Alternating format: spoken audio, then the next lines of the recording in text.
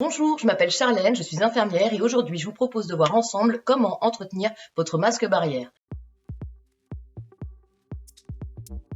La règle principale quand on entretient un masque en tissu de ce type, c'est donc qu'il doit y avoir un minimum, un cycle de 30 minutes à 60 degrés. Donc il faut faire attention au tissu qu'on choisit, sinon le tissu va rapetisser, va pas supporter de telles températures. Celui-là par exemple, qui a donc été fait par la FNOR, on voit ici une étiquette d'entretien du linge où on voit bien lavage 60 degrés, pas de javel, pas d'adoucissant, fer à repasser puissance 2 et sèche-linge puissance 1.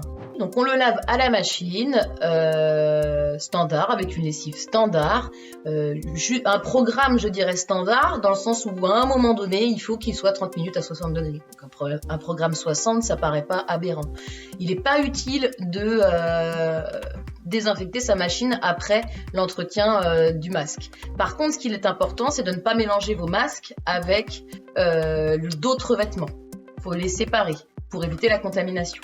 Vous pouvez le sécher au sèche-linge, c'est mieux parce qu'en fait ça va sécher plus vite, mais vous pouvez néanmoins le sécher de manière traditionnelle. Il faut juste qu'il y ait entre la fin du lavage et le séchage pas plus de 2 heures. Donc il faut qu'il sèche relativement rapidement. On peut utiliser des sèche-cheveux, on peut utiliser des moyens pour accélérer ce moyen de séchage.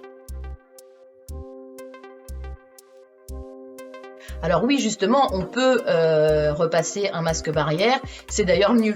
Pour plusieurs raisons, c'est déjà pour bien redessiner les petits traits qu'on voit là, les petites pliures, qui ont un rôle à jouer dans la protection et dans le fait qu'ils soient efficaces en termes de protection contre le virus. Aussi, la vapeur, la chaleur du fer à repasser va encore une fois, tuer le virus. Les virus, ils n'aiment pas quoi? Ils n'aiment pas manquer d'eau, donc ils n'aiment pas le sec, ils n'aiment pas la chaleur. Donc tout ce qui va aller dans le sens de ce qu'il tue sont des bonnes choses à faire. Comment boire un délicieux café à la machine à café? Eh bien tout simplement, comme je vous l'ai fait depuis tout à l'heure, je n'ai saisi mon masque que avec les élastiques qui se trouvent derrière mes oreilles et pas avec le devant.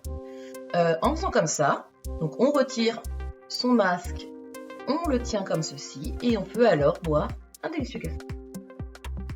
Comment déjeuner avec un masque barrière? Donc on peut déjeuner en le tenant comme ça ne sera pas très confortable.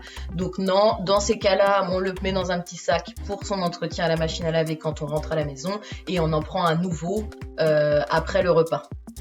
Donc avant, je l'enlève, ensuite j'en change après le repas. Le test de la flamme, eh bien le test de la flamme, ça ne fonctionne pas d'après donc le site de la FNOR. Ce n'est pas un gage de sécurité, ce n'est pas un gage de qualité d'un masque que ce fameux test de la flamme. Pour ceux qui n'ont pas suivi, le test de la flamme, ce serait, ayant enfilé le masque, être capable de souffler sur une bougie. Si la bougie s'éteint, enfin la flamme s'éteint, ça veut dire que le masque n'est pas efficace. Et si justement, en soufflant, on n'arrive pas à l'éteindre, ça voudrait dire qu'il protège bien. Non, la FNOR a bien dit sur son site que ce n'était pas un signe de qualité du masque. Alors, peut-on dessiner sur son masque? Moi, j'aurais tendance à dire non. Pourquoi? Parce que ça veut dire qu'en dessinant dessus, déjà, on a dû le manipuler pour faire le dessin. Manipuler, ça veut dire éventuellement contaminer. Donc non, mieux vaut ne pas s'amuser à dessiner sur son masque. Alors après, vous pouvez me dire, je dessine dessus, je le mets à laver après et je le remets après. Ouais, mais sauf que le dessin risque de pas avoir trop supporté la mise en machine. Donc non, soyons sérieux, la sécurité avant tout. J'aurais tendance à dire, à la limite, choisissez un tissu rigolo si vous voulez être différent des autres. Choisissez un tissu rigolo pour faire votre masque, mais ne dessinez pas dessus. France Bleu, 100% solidaire.